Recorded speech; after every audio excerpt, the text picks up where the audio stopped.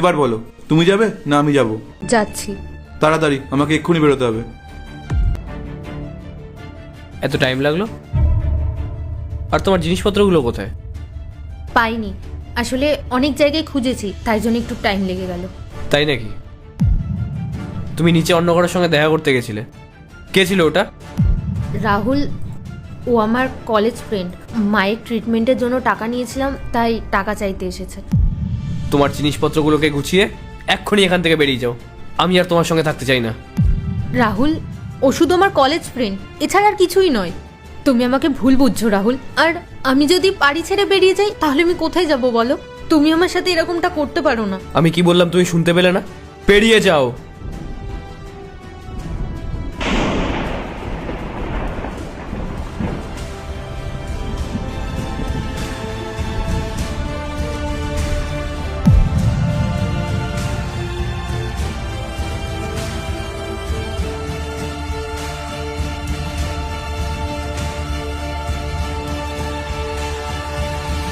আরে দাঁড়াও দাঁড়াও, আমার টাকা না দিয়ে ট্রলি নিয়ে কোথায় যাচ্ছ?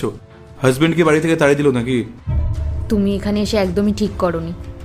এই শোনো, আমি ঠিক করেছি না ভুল করেছি তোমাকে দেখতে হবে না। চুপচাপ যাও আর বরের থেকে আমার টাকাটা নিয়ে আসো। দেখো রাজীব, আমি ওর কাছ থেকে কোনো টাকা আনতে পারবো না। আনতে পারবে না? তাহলে চলো, আমাকে বিয়ে করবে। আমি খুব ভালো করেই জানি কিভাবে টাকা আদায় করতে হয়। চলো আমার সাথে, চলো চলো।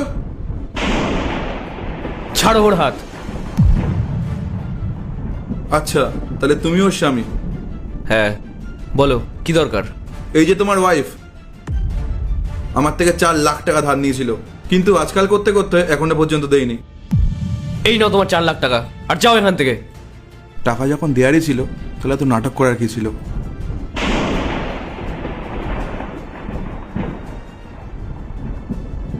আমি তো ভাবলাম তুমি আসবে না, আমাকে তুমি ছেড়েই দেবে।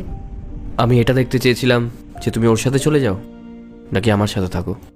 আমি তো তোমাকে ভালোবাসি রাহুল, তাহলে ওর সাথে আমি কি করে যেতে পারতাম বলো? ও শুধু আমার ভালো বন্ধু, তাছাড়া ওকে নিয়ে আমি কিছুই ভাবতাম না। ওর জন্য আমার মনে কোনো জায়গাও নেই। আসলে মার চিকিৎসার জন্য আমি ওর থেকে 4 লাখ টাকা নিয়েছিলাম, সেটার জন্যই আমি ওর সাথে কথা বলতে এসেছি, এর থেকে বেশি কিছুই না। আচ্ছা শোনো, ইন ফিউচার যদি তোমার এরকম কোনো সমস্যা হয় তাহলে সবার আগে আমাকে জানাবে। আর আশা করি তুমি আমার থেকে আর কোনোদিনও কোনো কিছু লুকাবে না।